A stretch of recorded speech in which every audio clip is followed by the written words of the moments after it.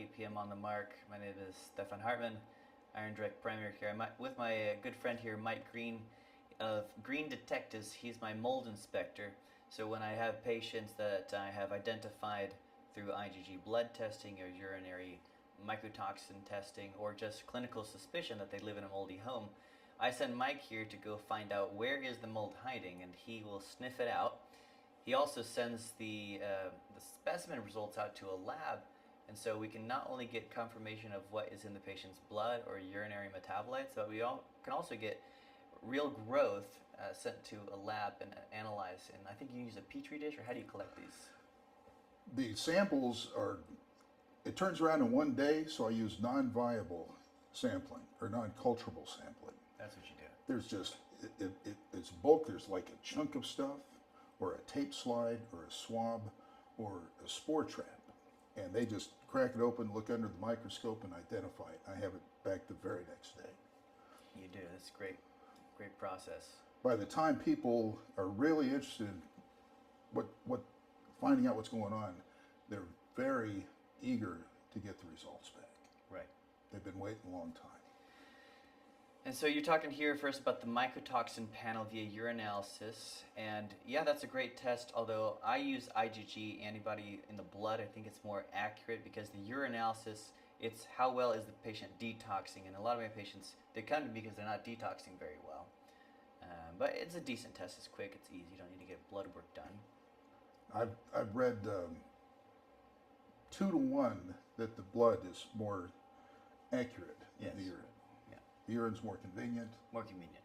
Blood is more accurate. More accurate, yeah. You say there's a microbiome that exists directly outside of the homes that is fascinating and at the same time a potential health concern that today is flying under the radar. You discovered when you saw Fusarium mold identified as a source of several toxins in the category of trichothecenes, a group of unique mycotoxins that are gaining attention from the functional medicine community. So you can expand on that. I was really excited when I saw the mycotoxin panels, because basically what it was for me, if it's a scavenger hunt, I was given the location in the doodad right then and there. I looked at the mycotoxin and I know which mold creates that mycotoxin, and I know where that mold lives and where it hides. So they gave me a map to where to look. So when I send you an IgG blood test and say we had this lady that she had aspergillus, off the charts positive, you would know where to look maybe for that species? Yes. The minute aspergillus is sampled out there, and of course you have the possibility of aflatoxin with that, which basically give you cancer. It's terrible. Most of that you'll find behind the baseboard in the sheetrock, coming in from a window or through the wall cavity. And it's prolific. You can see it in a lot of homes. A lot of people do a DIY remediation, but they think it's okay to spray things down and not physically remove it. Physically. It needs to be physically removed. Yeah, so it has nice shiny baseboard over hell on earth. Right. And I have to locate that. I use a thermal scanner so I can see behind it. Right. And not just that, it may show up completely dry, but there still may be a lot of activity there.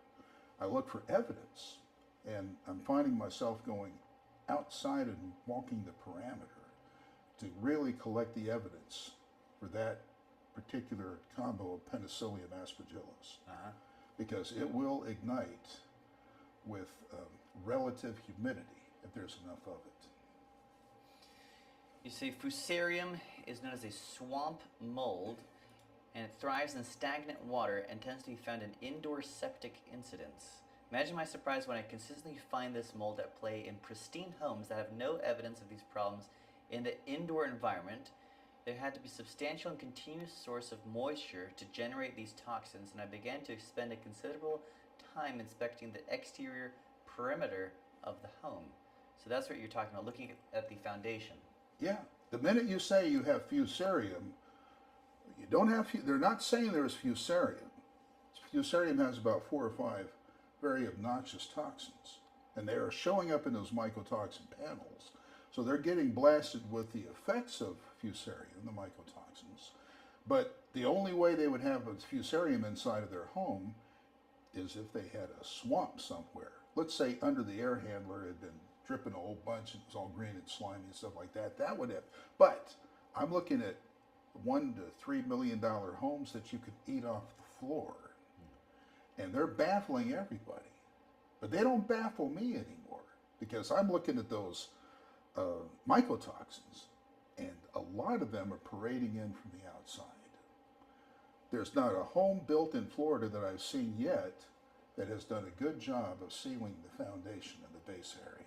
This home is interesting. It's 125 years old, and it's built on stilts off the ground. What do you think about that? That's a blessing. I had a fellow that had a moldy RV, and they got rid of it, and they got a new one that wasn't moldy, but it had a few leaks in it. And I said, Carl, let me tell you something. You're up off the ground. Yeah. That's huge. Huge. People are getting poisoned like Auschwitz from having all this lush vegetation right up against their foundation. I'm pretty happy with this office that I found because of that. It's up off the ground. It's up off the ground. I never thought that an RV was a form of salvation, but it is. It's up there. It's got air going underneath it. What about people in apartments that are still sick with mold? They're 5 stories off the ground, though. Apartments have horrible maintenance generally. They're owned by multinational corporations, and they don't want to put a dime in it. And these days, you can get somebody in there no matter what, whether you take care of it or not. Mostly what I see in apartments are bad roofs, bad plumbing, and always bad air distribution systems. I'm also getting a lot of healthcare workers coming to me with mold, and it's not from their house because you've inspected their house, you've fixed it, and they're still sick, and they're going to work every day, and they're sick when they're there. They take time off their bed, and they go back to work, they're sick again. I had the fortunate or unfortunate experience of looking at commercial air conditioners in large buildings. Sometimes they have a lot of small units, sometimes they have some very big units. These very big machines get very big clumps of mold in them, and they are not maintained. They should, especially in a health community, they should be absolutely pristine, and it's not that hard to do. They just don't do it. I was in AC for 10 years. I never found a technician that had any interest in mold. They would check the refrigerant, make sure that was okay, check that the drain pan was blown out, and that was about as far as they went. If there was mold there, that's just a little bit of the usual stuff. But the fact of the matter is, the one mold that grows the most in air distribution systems is cladosporium, because it's the only one that can take 60-degree air. So your air is 60 degrees. It may come out, and when it comes out of that grill, it's 60, but it mixes with the other air to cool it down to 75 or 78. Cladosporium is the #1 mold that you'll find in the outside air because it's tasked with breaking down dead trees.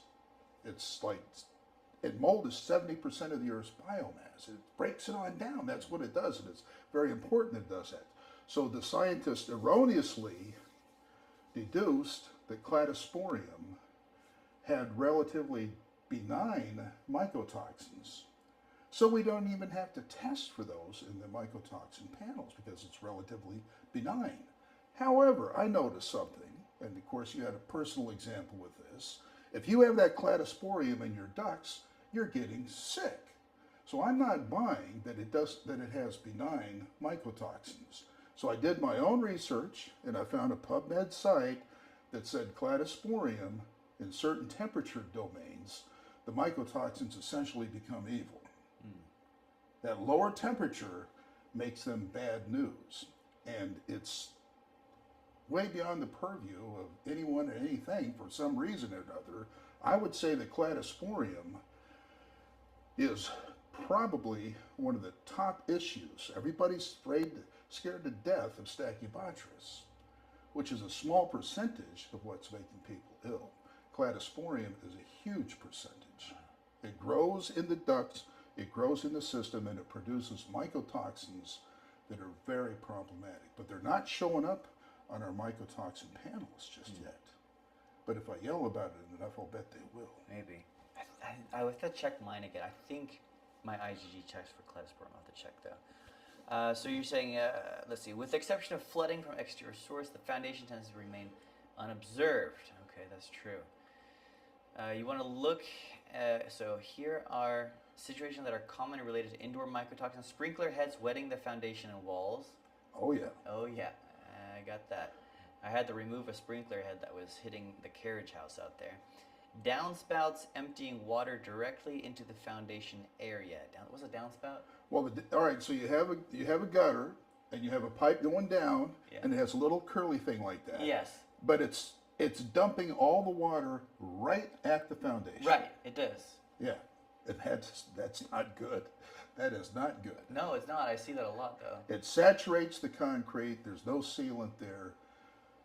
And the moisture comes inside of the home in the form of relative humidity. Now, here's how important all this is. If you have a great AC, it's going to pull 40 gallons of water a day out of your house. Yes. Where's all that water coming from? Outside. Yeah. How's it getting inside though? Windows, doors, foundation. Foundation. And guess what's happening? If you've got swamp water around your foundation and you got mud and strange things growing there and it looks a little slimy, yeah, there's your fusarium. Oh my God. And the fusarium mycotoxins are off-gassed and they just hitch a ride. Because the relative humidity wants to go from 100% outside when it's raining to 50% inside when it's not. So you have an airflow going this way. Unless it's properly sealed and unless you get that terrarium under control, you're going to be plagued with an environment that's not properly studied. See, that environment there up against that wall, that foundation with all those luxury plants and all that mulch and dog poop and whatever is going on there, it's getting blasted with glyphosate through weed killer. The fertilizer has nitrates in it. It's getting blasted with 60 gigahertz of microwave energy from the microwave towers, which has been proven to really excite microbial beings like mold and bacteria. In fact, I have a link to Dr. Klinghart's little video on that that's very, very interesting. Okay. So you have, and here's something that nobody's thinking about. The new subdivisions, they excavate a big retention pond. Yes. And that becomes the soil for the homes. Yeah. And it's full of clay and minerals and metals. And it's nothing that sod can hang out with. It doesn't do well with it. In fact, you can come to a home that has the modern excavate the pond and put it up there, and walking on the sod is like walking on a bounce house. Because the roots don't go down in that hard stuff, they just go upwards for the sprinkler. And it's overwatered. The first time I experienced that, I said, this is about the weirdest thing ever. And the lady's house that I experienced that, she had 2 daughters sleeping on that side of the house that were getting very sick. So the roots were growing up into the house? Is that what they weren't growing up in the sod was not binding to the soil. Oh, okay. There's no loam there, there's no sandy soil there. There's just something that's hard pan and they can't really get. So if they get water from above, I'm going up this way. And you walk on it and it's bouncy like so. That creates a problem. Now, all these problems together, I haven't completely investigated it, but I don't like the Roundup, the glyphosate. Right. It mangles all sorts of organisms, big ones, small ones. It just does. The nitrates will grow things that you don't want to have grown from the fertilizer. You're not getting proper runoff because your sod is a bounce house. And it's very difficult to create a swale when it's going like this. Okay. Can I add something about fusarium? Yes. So I don't know if you know this, in the Midwest, fusarium is one of their biggest problems, especially the farmers. When they leave their grains on the farm for too long and it rains on it, then the fusarium grows in it. I think that's what led to the pre-harvest Roundup spray, because they have to pay more money to clean up those grains when they harvest it, etc. So somebody got smart when Roundup came in the food chain in the mid-1990s. One of the farmers found out that, hey, maybe we can dry up the wheat just before we harvest it, and then we can harvest it fast, way before it's completely ripe. So since they start doing that, then nobody can tolerate the wheat because of the glyphosate in it. Mm-hmm. I think fusarium produces also estrogenic compounds such as zearalenone. And zearalenone is used to fatten up pigs. So in essence, it's a mold that has multi-facets and does all kinds of damages, and maybe contributes to the obesity pandemic that we're seeing around. Because if we eat wheat, you get bloated, you become obese. And with the wheat belly that we talk about, maybe fusarium is one of the biggest contributing factors. So farmers, I don't know how they manage, but they may be exposed more, especially if they have the houses on the farm. So if you do an indoor sampling on the farming housing, perhaps they have so much that I don't know what's causing, what would clear it up for them, and they're ingesting all of that. But unfortunately, these farmers, when they come to the clinic and you talk to them about any of their problems, they say, "Well, you're killing my livelihood. I'm not going to come to see you anymore." So that becomes a problem for these people. Anyway, that's a little comment I want to make. That's not a little comment. That's a really big deal. I got to tell you, nothing really scares me. But let's just say I'm highly concerned when I see moms that have sick kids and their home is pristine. You could eat off the floors. And they've had 2 or 3 mold assessors come in there and do a spore trap sampling of the ambient air. And of course, that's apologetic. Of course, the mold is not living up there in the ambient air, and it shows that everything's fine. You're fine. You're imagining things. And if they go to a practitioner that's not up on mold, they're going to say, "Well, you're having allergies, and we'll do some allergy testing and that sort of thing." And these moms are scared. The moms know something is rotten in Denmark, and it behooves us in the industry and doctors, scientists, even the lowly mold assessors. We got to get together and crack this code because it's not good. What I'm seeing will bring tears to your eyes. And we're talking about people, they're not slobs. They dust every day, the floor is shiny. They did everything right structurally, so they thought. But they're being confounded by elements that are just not healthy for living, especially in our sector of East Central Florida. It's just not working out.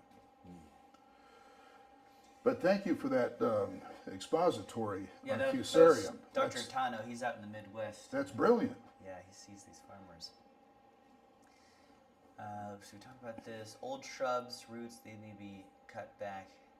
Condensate drains from the air handler abutting the foundation. Moisture traps, planters connected to the exterior wall. That's a bad idea.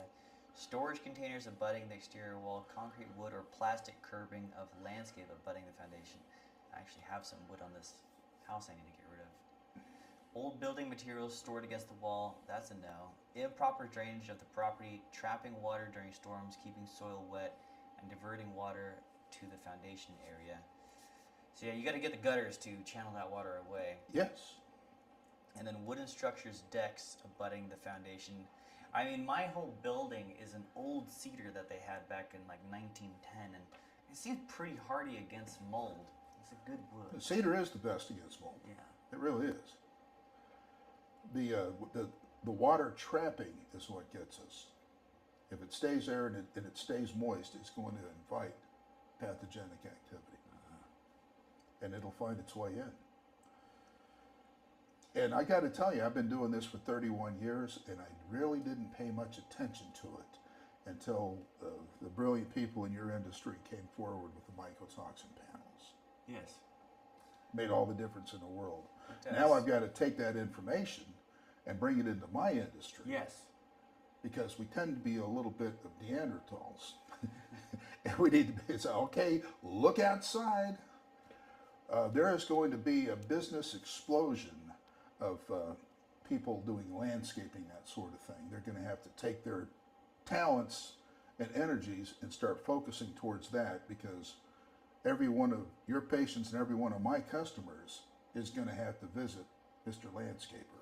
Who can get moldy things off the building? Or? Well, it's not so much getting moldy things off the building as diverting every speck of water away from the foundation and out to the street. I see. Absolutely critical. I tell people, they say, well, what should I look for when I go to buy a house?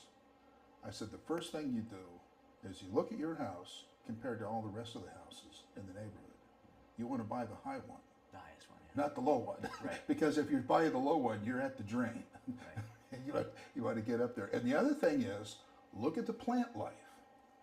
If you're in a lush tropical forest, like Melbourne Village, for example. Oh yeah, there. Just run like hell. It's super moldy. Get the hell out of there right now. It says you want to have like 3 cactuses and a sand pile. Okay. And then you say, that's perfect. That's where I want to. That's a, yeah. All right. Nice high house with cactuses. It looks so nice. You live in a jungle. It's. Oh yeah, yes. There's a reason it's always so green there. Yeah. Okay, that makes sense. All right. So yeah, I think this will interest Dr. Klatz, if he's still in the chat here, how the 60 gigahertz microwave energies are somehow driving the mold illness. Explain that one. Dr. Klinghart's friend in Switzerland is #1. Make this link, and then we get into the Yeah, let him tell the story. To the electromagnetic fields. A acquainted physician in Switzerland, who is the main mold researcher in Europe, made a beautiful experiment. He grew mold cultures under a Faraday cage. Yeah, they're simply like a silver coat. It looks like a mosquito net that is made out of silver-coated cloth that's been draped over the mold culture. And he measured how much mycotoxins, how much toxins are these molds producing on a daily basis. It's pretty easy to do. Then he lifted the mosquito net and exposed the mold culture to the ambient electromagnetic radiation in his laboratory, which was caused by the lights that were on, the computer in a corner, and especially, and he found that later, the ambient cell phone radiation, from the nearby cell phone tower that was broadcasting cell phone radiation. He found out that the production of biotoxins in this culture went up more than 600 times. Not only that the molds suddenly put out significantly more mycotoxins to protect themselves, but also much more virulent, much more vicious, more poisonous mycotoxins. And I took that experiment was for me a big light bulb went on. And that is, when you have a mom, I bring it back now to the mom, that has maybe low-grade Lyme disease, clinically not rather than Lyme disease, she has an infection, there's a few microbes in there that shouldn't be there, but mom is doing well. Now, you expose this mom to significant amounts of electromagnetic fields of the same nature as in this laboratory in Switzerland. The molds inside us and the Lyme spirochetes inside this mom suddenly believe they're being attacked, or they feel they're being attacked, and they respond to that attack with the only mechanism that they have, and that is to produce more potent biotoxins and more biotoxins and more potent biotoxins. and with that, suddenly mom's system is overwhelmed with biotoxins, and also the molds and the spirochetes and the mycoplasma starts multiplying. They think they're being attacked, they're threatened to be extinguished, and so the response is to make more babies, so there's more of them, so chances of their genes to survive are higher. This is a simple, pure biological response that can be seen anywhere in nature. And so what we have now, and to give you some numbers, that I know that you're, Joe, you're familiar with this, but we know that in the last 20 years, if you measure the density of electromagnetic fields that we're exposed to, if you measure the amount of cell phone radiation in a cubic inch of air, it is now several million times higher than it was just 10 years ago. Millions of times higher than it was 10 years ago. These are unbelievable exposures, and as you're familiar with the research, the true research done on cell phone radiation shows it is not safe. There's significant biological effects inside the cell. The cell phone radiation disrupts the communication inside the cell membrane, and the whole kinases, the mechanisms that we have to transport signals from the cell wall to the DNA and backwards. It has been shown that cell phone radiation exposure to a fetus tweaks a number of genes, exactly what we find in the autistic kids, and so forth.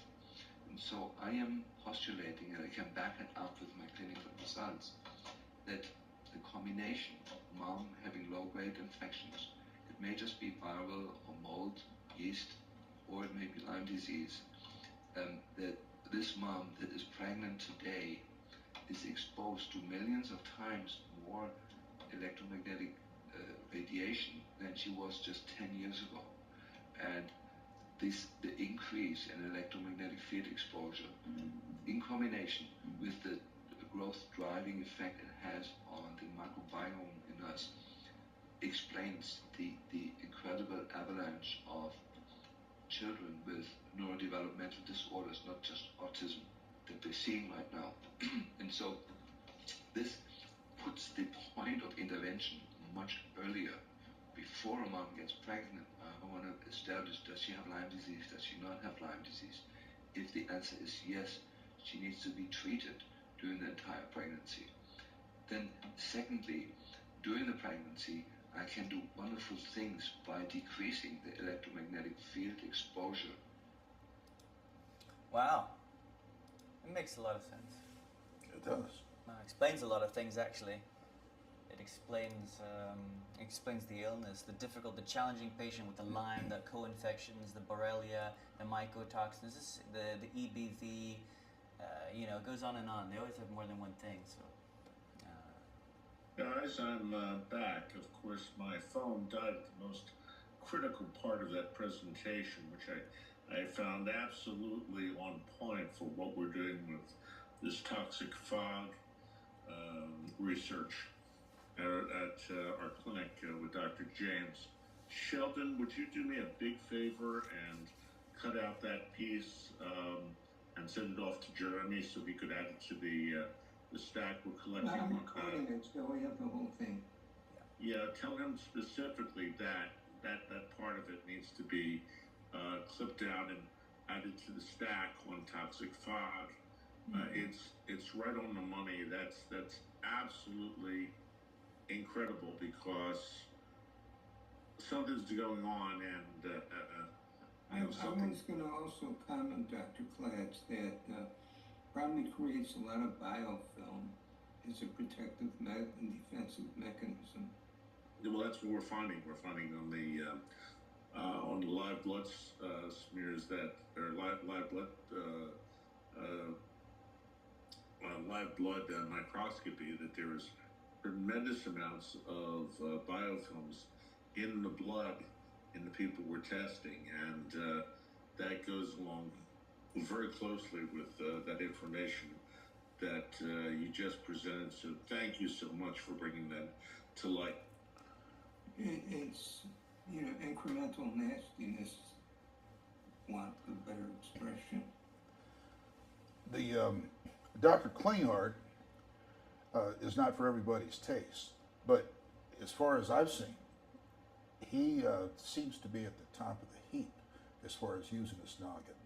He's a very bright fellow. We got to get him on the show. Oh, he's brilliant. He's- And I love that like- accent.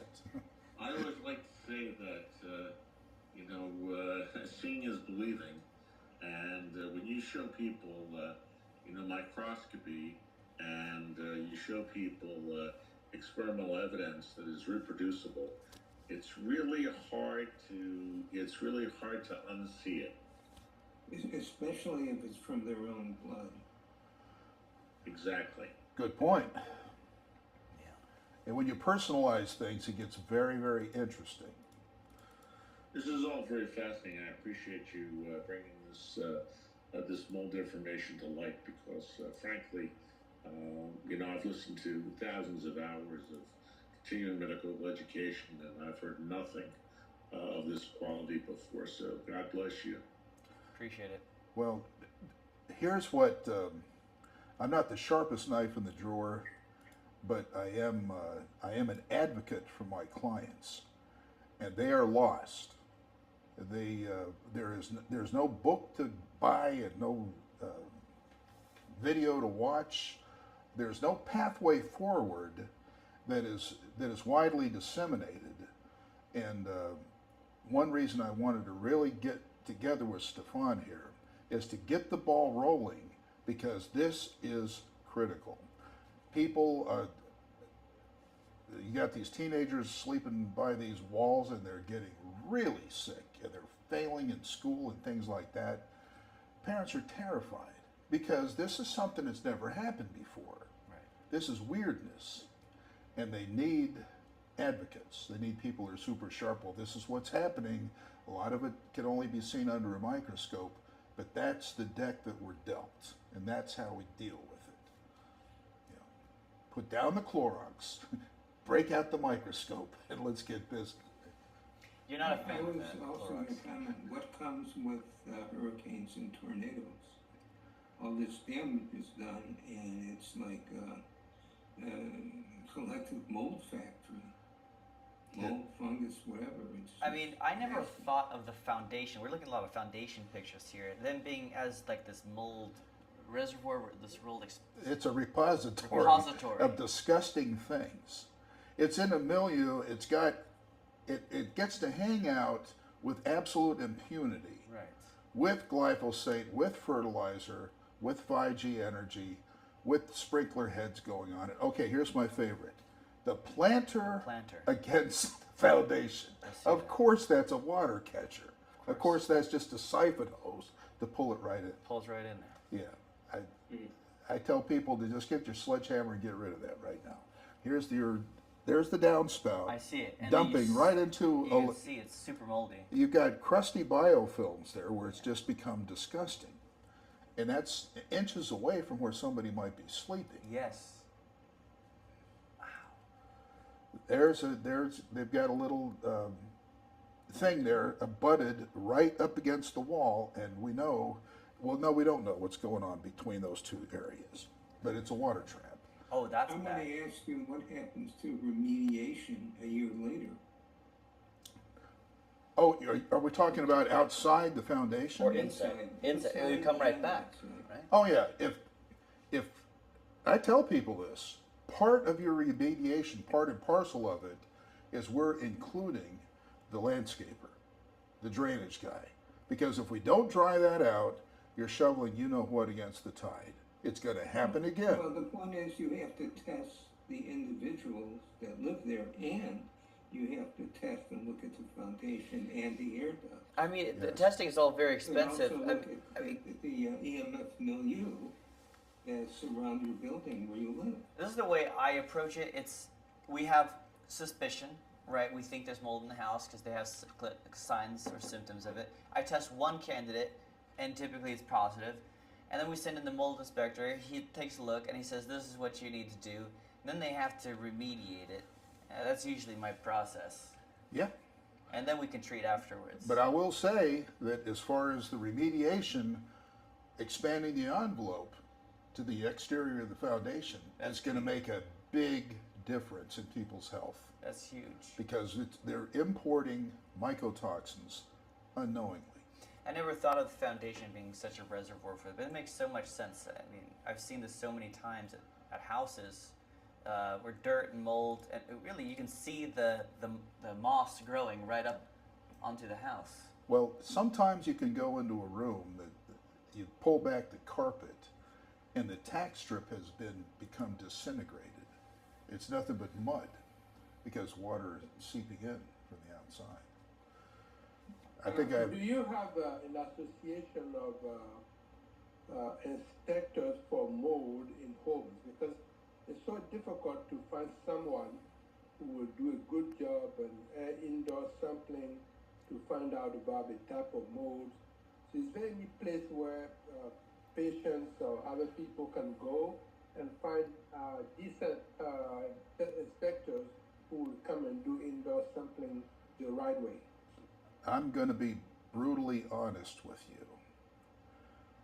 It's slim pickings. When Mike Rowe gets on there and say we're shy of 250,000 welders, we're shy of anyone that's extremely articulate on what's going on in the indoor environment.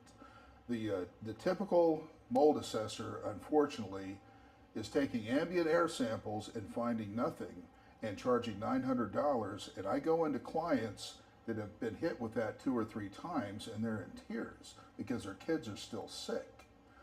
I make it a business to find the mold. What we're going to have to do is we are going to have to form our own group and set some standards, and the clients, the consumer, is going to demand that is what they have to offer. All right, here's what happens with me. People say, Mike, you're getting kind of old. Shouldn't you be getting a protege? Yeah, apprentice. I says, the people that I know in this industry, I do not want to teach them what I know because they think mold is gold and they're going to charge them a whole lot more money and scare them a whole lot more to death. What I'm doing is I'm deputizing my clients and teaching them everything I possibly can. They get on their Facebook accounts, they start chatting it up, and the information is disseminated. And it is happening. It actually is happening. I had a client that called me up and she said, well, I'd like you to come out. And I said, well, how'd you find out about me? This was a Natural Moms of Brevard. Yes. She said she's looking for somebody to look at the mold, and she said 50 people hit her and said, get green detectives. So the point being is if we establish another regulatory agency that gives licenses out to people that their work product is not that good for anybody, we're not going to get anywhere. No, if you have regulatory agencies and you have acts and unions, they're just going to lock it down for themselves, and it's just going to be worse and worse and worse. You have to democratize this information. Let me ask you a question, Mike. Yes, sir. Is there a way? Maybe I'm a little biased. I'm the president of the American Academy of Anti-Aging Medicine. There are 35,000 doctors who are pretty well open to this sort of thing. They need to hear your message, by the way. But is there a way of automating this where you could put together a kit where doctors could offer, where it could be distributed through doctors? They could offer, give the patients information. They would just buy this box, or the box gets sent to them, and the person, the homeowner, places these traps or these testing units in different parts of their home, or maybe around their home, and ships it back to you, and you can do an automated analysis. Is that a possibility or not? That's absolutely brilliant. Right That's now, what I'm good at. Thank you. right now, the adversary to the clients is the industry. So let's make a new industry. Screw it. That's what let me just tell you what I think would work. And you do, and this is, all for you, none for me.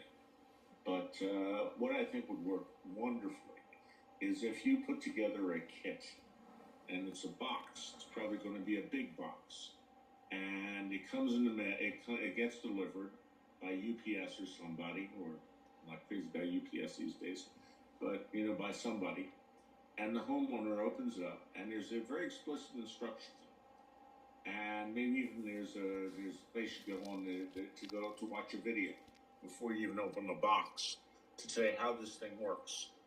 And you put one little box you put in the register of your air conditioner, and one little box you put in the corner of the room, and another little box you put in the corner of the bathroom, and another little box you put down in the basement, and another little box you put here and there, and then you take the homeowner does a walkthrough with the video camera, and creates a 2-minute video, and at the end of 2 days or 3 days, they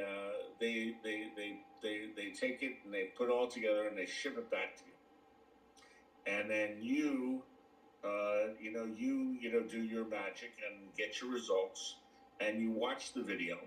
And then you give them an assessment, a very professional assessment based on what you see. Maybe you have to call them on the phone and ask them, hey, what about this? Do you see that? Or is there, are there, green, slimy tendrils, growing out from behind your refrigerator, whatever. But then you'd be able to do a telemedicine type evaluation that would be probably 10 times better than what they're getting with a typical mold assessor. And you could be in a position as a quasi-medical professional, because they're getting it through their doctor, prescribed by their doctor, and the assessment is done by you, and you're sharing it with their physician, and then they're in a position to decide would they like to do remediation. And you would have your own network of remediators who you could draw upon for them should they need remediation. And that's how I think it could come together very nicely, very professionally, and I think everybody would be happy. That the doctors, would make a little bit of money selling the kits, and they'd certainly feel good about having a better diagnosis as to what the heck was going on with their patients. Well, all I can say about that is 2 weeks ago, I prayed and I said, I have to build a bridge with the medical community, or our clients are going to die. It's that serious. And I am up for what you're saying. It's absolutely brilliant. Let me toss around in my head. Let me add. Actually, they do have those kits out there. So some people, I don't know who they are. If you want any more sampling in your home, they send you those kits to do the sampling. But I don't know if they're not in connection with physicians, doctors, or healthcare providers to analyze or to explain to the patients what it entails. But I think they do have those already, so you want to look it up. Well, there isn't really anything put together now that's going to give the people what they want. I spent 31 years learning how to find the mold, and it's not that simple. It requires triangulating from a lot of different sources, and one size is not going to fit all. There are test kits that involve petri dishes. There are test kits that involve the ERMI and the actinos and the SA, and there's a whole bunch of things that can come out to the house, but it becomes six blind men and the elephant. The one guy grabs the tail and thinks it's a rope. The guy grabs the leg and thinks it's a tree. We have to have something that is fluid enough to articulate the interests of the people that are under assault from microbiomes in their home. If you have the doctor involved, the doctor can do the blood testing to augment your environmental testing. Yes, And without I'd that, be happy to help you if you decide you want to go further. Stefan can show you how to contact me. I'm very easy to find. I am down with this. This is my life's work, and I realize that I'm in a position now that I have to multiply myself, and if I do it just by myself, I'm going to be futzing around for another 5 or 10 years until I drop dead, and nothing will come of it. But with your reach and your brain, and Stefan is sharp as a tack, and he is young enough to kick me in the butt and make me get to work, and that's exactly what we're going to do. I don't know if this will help, but my homeowners insurance, actually has coverage for mold mediation. Now, I used it because I had a flood and from an upstairs situation to the downstairs, and it cost $10,000 for the mold part, $15,000 to repair the room. But the mold part, it was really interesting because I knew how bad mold was, right? But I didn't. The guys that were doing it were not wearing any kind of protective. I said, I can smell the mold in here. Shouldn't you guys be wearing something to protect yourself?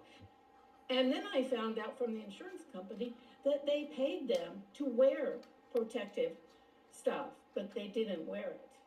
But at any rate, that's beside the point. But the point is, maybe if we do have some legitimate, and my company seems to be really legitimate, insurance companies that are willing to get in on this, maybe that would be helpful too. Well, the insurance companies are very interested in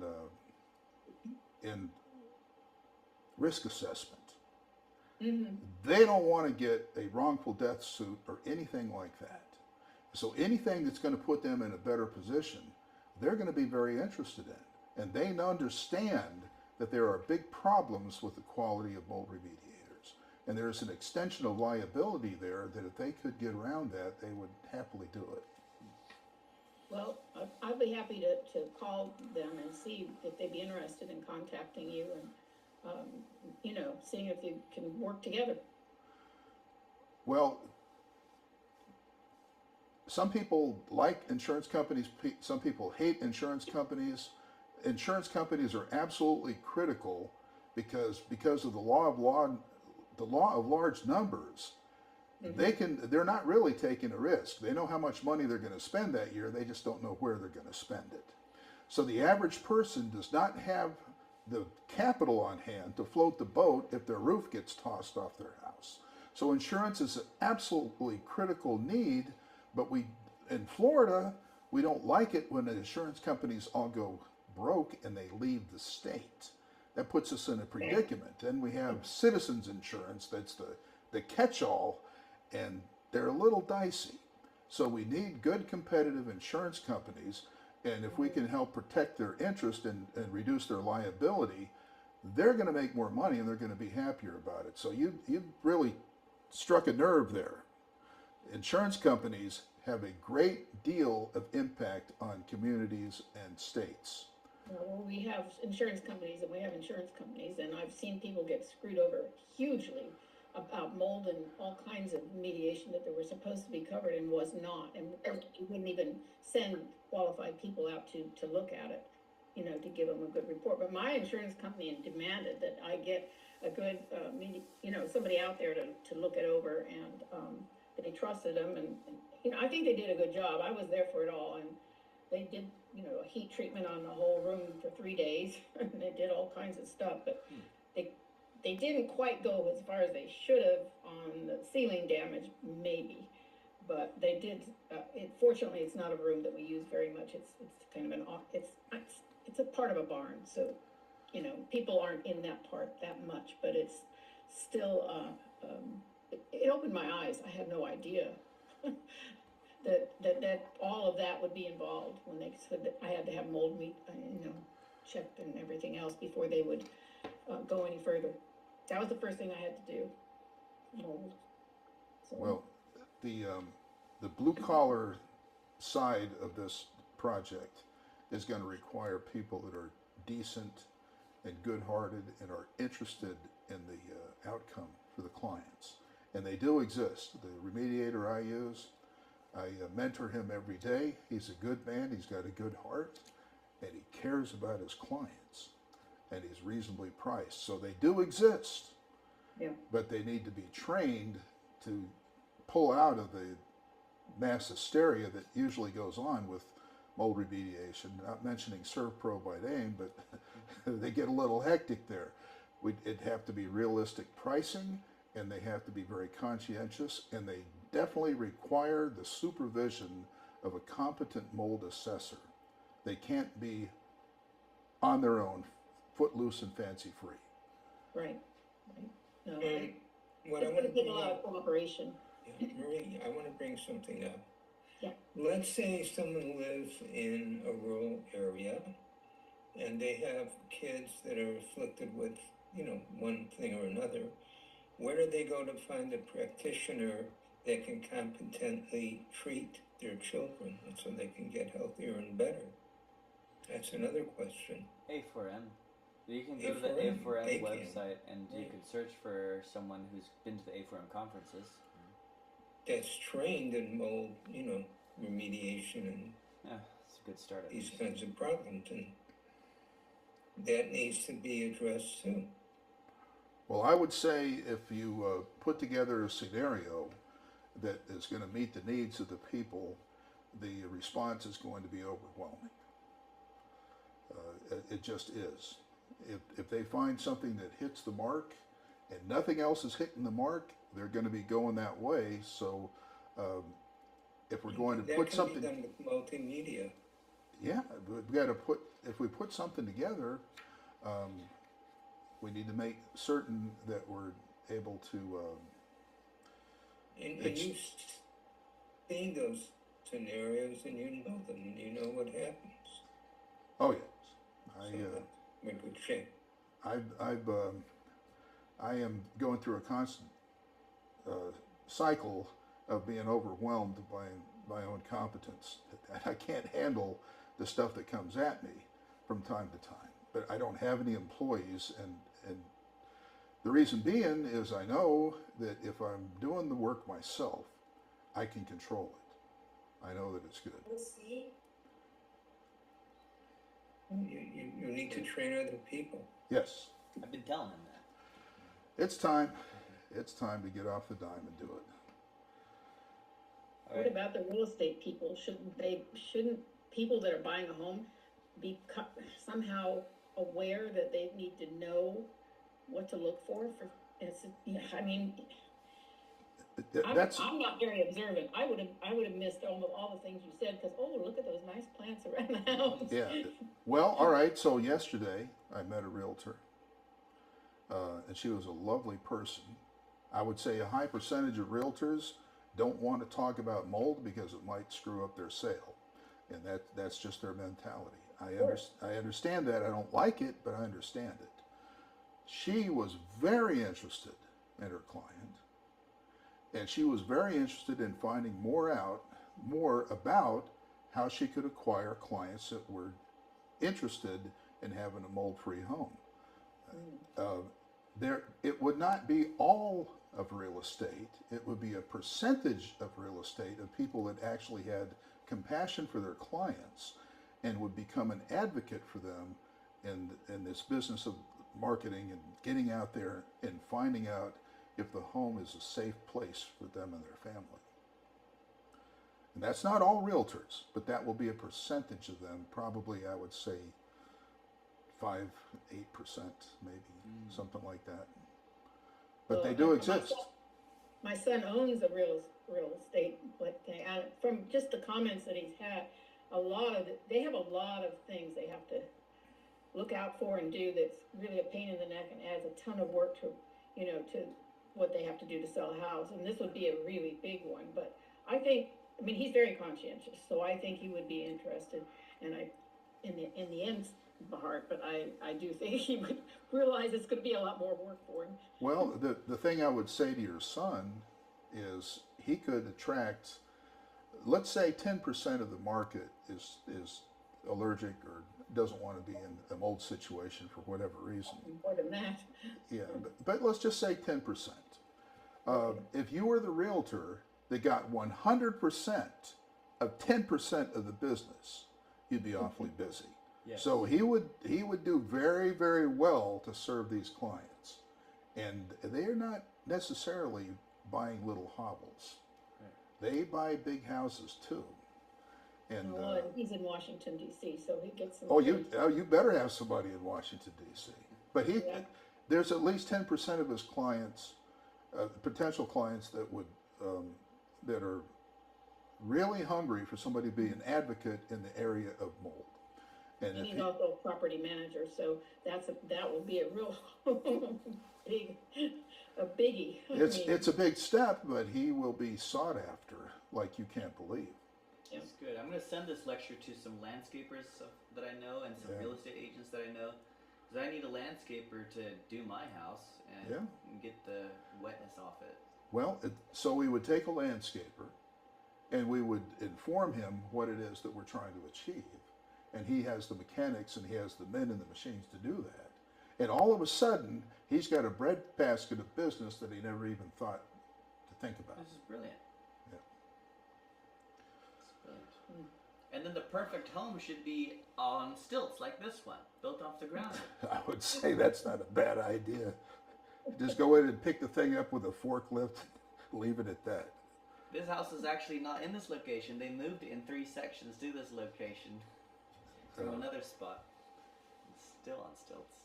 Well, these are some great conversations. I feel a whole lot better because I've been at this for 31 years and it's getting to a pinch point now. And people are actually, I will say this, people are actually in a lot more trouble than they think they are. Absolutely. And we need to bring it to light, and instead of throwing fear into the equation, we're going to give them an exit visa, a way to get out of that sickness. And it is sickness. It is. And it is extremely uncomfortable.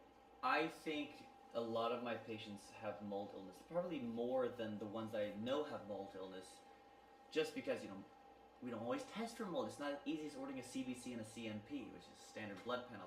We don't have a way of easily ordering a mold panel onto a regular panel, unless we specifically order a mold panel. But I think a lot of patients are living in mold. It's getting to be a serious problem. It's not. I want to bring up that this predicament has international implications. It does.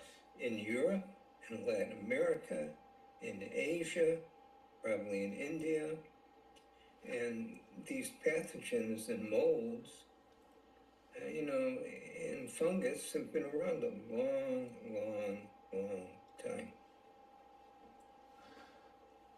It's 70% of the Earth's biomass. If you measured every living thing, 70% of it would be mold. It's been here a lot longer than we have. It's very important.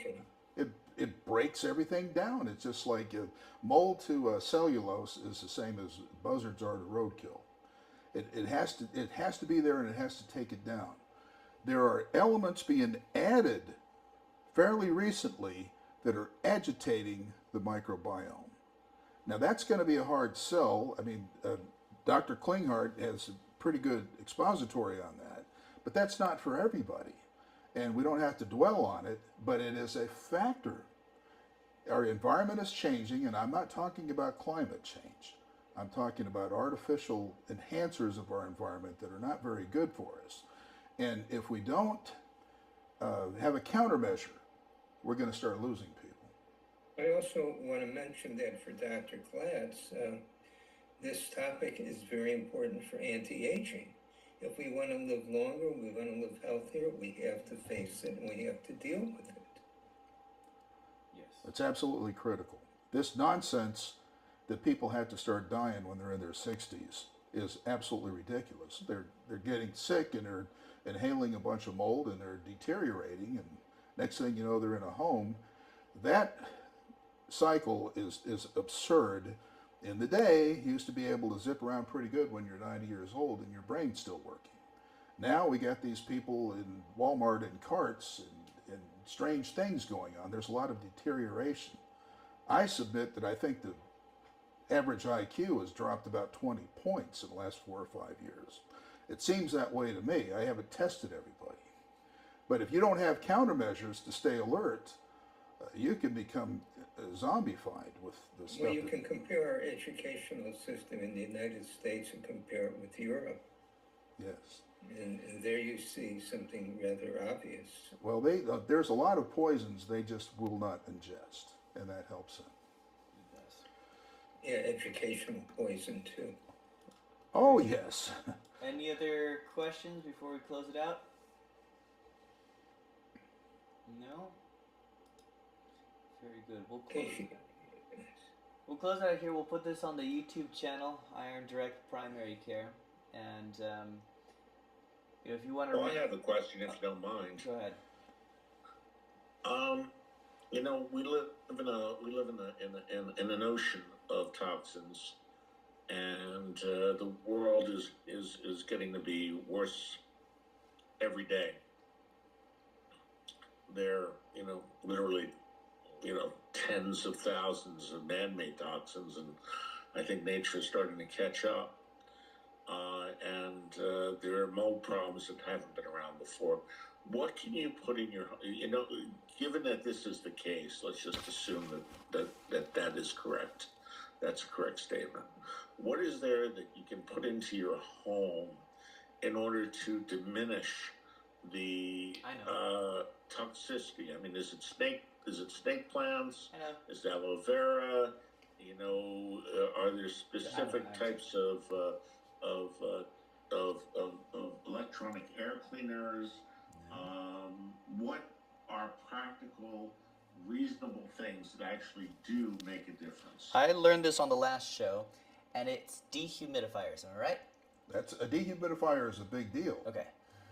But if you're going to talk about the collage of everything you're talking about, you're dealing with submicroscopic particles. If you want to get rid of submicroscopic particles in an indoor environment, you use photocatalytic ionization. That sounds like a $50 word, but it's not. Photo means light, catalytic means change, ionization means charged particles. You take a UV light and you refract it against a titanium dioxide honeycomb, and then you start creating hydroxyls, just oxygen and hydrogen. They're scrubbing agents. They kill things, and they get them good. And it produces positive and negative ions that cause the dust particles to clump together and gain mass and fall out of the air. It's extremely effective. What I do with my clients, I used to sell doodads. I quit selling doodads. I said, look, your AC guy wants $1,200 to put in a photocatalytic ionizer. Cost him $400. It cost me $400. I'm going to put it in and sell it to you, or I'm not selling, I'm just going to give it to you for my exact cost, $475 to install it. Yeah. Guess why? If I don't install that in their house, I can't keep them from getting sick, because you are dealing with a submicroscopic universe, and you need to take this. This isn't new. This isn't new. 35 or 40 years ago, they had a problem with the space station. They had plants in there giving off butyric acid. And they wanted to get rid of the butyric acid without adding anything to the process. So this is reductive. It takes everything and breaks it down into carbon, and out it goes. It doesn't pollute, it depollutes. And when you plug this thing in and install it above your air handler, you're going to wake up in the morning and say, oh, that's nice. Because you don't have a bunch of crap crawling up your nose, and you don't have to have malodorous things. And it's extremely effective technology, and it's right there for the asking. Yeah, I have a Ream Halo. You installed it for me in my place and the office here. Yep. It's a little... Have you ever heard that vodka kills mold? Vodka? You spray vodka in your air vents? I love it. Now, if you could get a flavored vodka, I think it would take off like a rocket. Yeah. If you use enough of it, you won't care if you have enough. You can add some THC to Oh man. There we That'll go. work. There we go. Well, Very valuable information. Thank you very much, Mike. Oh, you're welcome. Thank you Excellent. guys for tuning in. We'll see you guys next time. I'll be out for the month, but I think Shell will have to manage it from here. I'm going to be in Europe. Well, safe travels. All right. Bye, guys. Have a good trip. That was great. Something happened there, Stefan. Fantastic. You know.